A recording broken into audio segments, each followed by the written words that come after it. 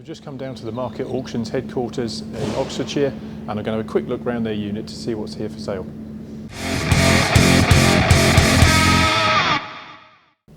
Having a quick look around Mercedes 190E. I think this is the Cosworth, or the is it 24 valve that was also known as Cosworth.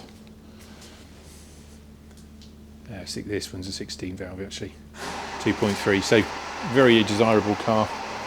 And I think this one's already sold, but DTM homologation special.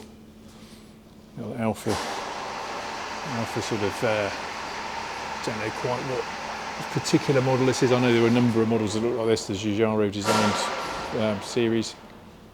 It's done a bit of a race-inspired thing. BAC mono in a lovely purple colour. I think you've got to be a bit of a particular kind of person to want one of these, haven't you? No room for passengers. Jensen Interceptor. Amazingly beautiful cars. Big British Grand Tour with American engine, big V8. And was one of the prize cards to have. Just an MGB going out there. Yeah, one of the prize cards to have in the Top Trump sports cars set back in the day because of its engine capacity. And this interesting one, it's an Auto Union, I think it's a 100S. Now I saw a coupe version of this kind of thing in Germany not long ago. Never seen one before, and I've never seen one of these before either. A few modern cars, Audi RS4, Mercedes SL. Is this an AMG version? Got quite a bit of body kit, so it wouldn't surprise me.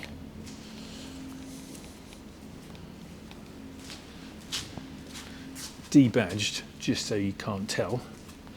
Must be some telltale somewhere. There's a bit of carbon here and there. Maybe it's not actually. Yeah, there is an MG badge. But yeah, quite a reserved look about it. Looks nice though. And then next to that, an Audi TT Mark 1 Roadster. Looks to have quite a bit of body kit on that. I don't know if that was factory or is that aftermarket. I'm not sure if I've seen something like that before, but it's a thing, I guess.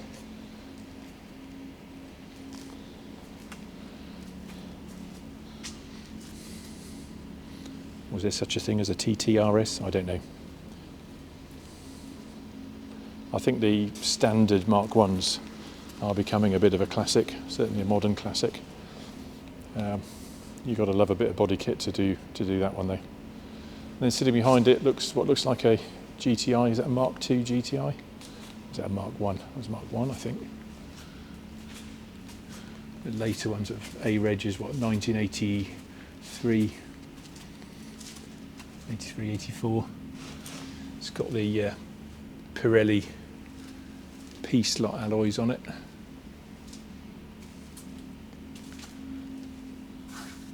Leather seats rather than the stripy fabric. I quite like these, Volvo P1800. This is the estate version, which doesn't look quite so nice in my view. Someone has taken one of these up to several million miles actually, 2 or 3 million miles driven in one of these. Real long, kind of long-legged Volvo. This one not though, this is much less mileage. Aston DB7.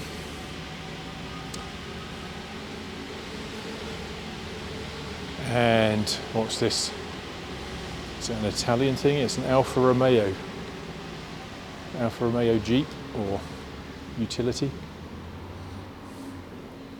Next to a bit of a Big Daddy Defender with external roll cage. Is that a 110? Not sure what the scenario is with that one. Left-hand drive.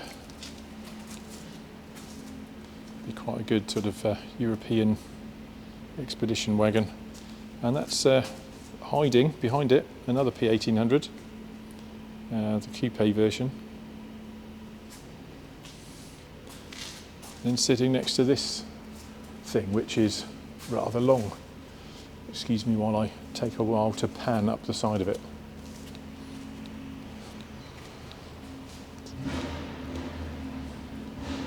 What even is that? I don't know. Is that a... Someone will know. If I say it's the Thunderbird, someone will correct me, but I don't know what that is. There's no badges anywhere that I can see, rather annoyingly.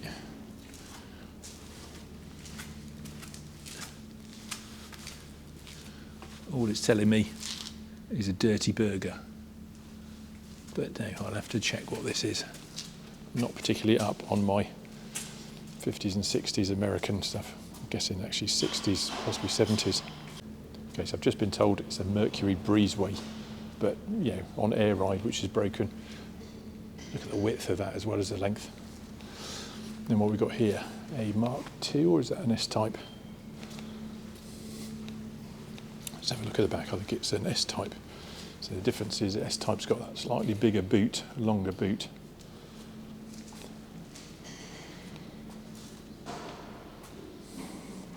Nice car though.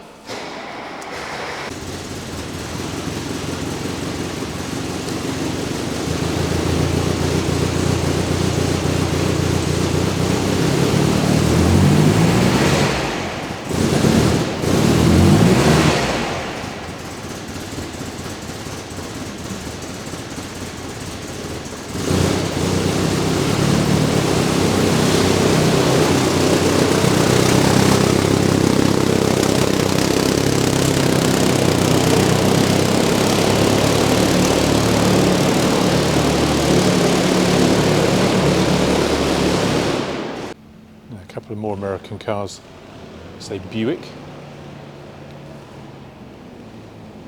Really large sort of lower body and almost zero upper body to that, no glass house as such.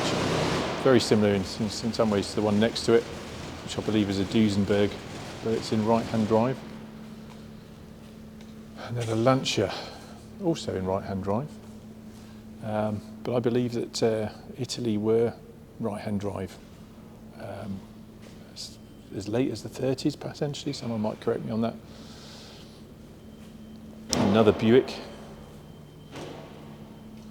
And we've got a Rolls Royce, quite a compact little Rolls Royce, and then a Bentley. Let's go up on top deck. What have we got up here?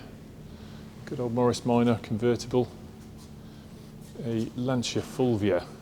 I think that's a 1600 HF, which is a really nice car. Might well be a Project, possibly, I can't recall. But yeah, I really like those. Next to a Morgan of some description. Not that Morgans always look the same to me, but they do. And then a Triumph TR6, very popular cars. And we've got a Porsche 911, it's a 996, that's the sort of facelifted version of the 996. Project E-Type.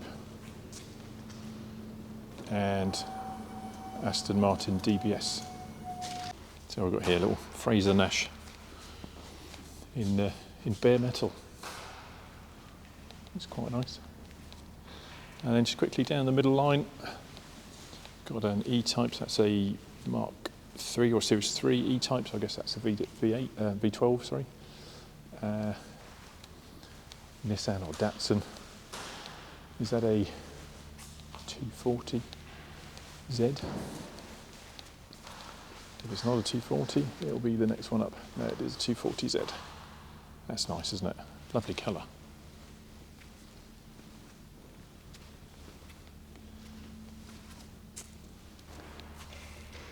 So this is a Riley. It's from the 1950s, done in a sort of a homage to the Le Mans car that competed in the race.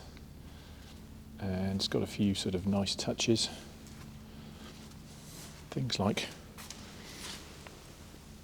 brass wheel nuts, don't see that very often. And I think the twin filler caps was a Le Mans thing, obviously putting two tanks in, so you can go for longer without refuelling.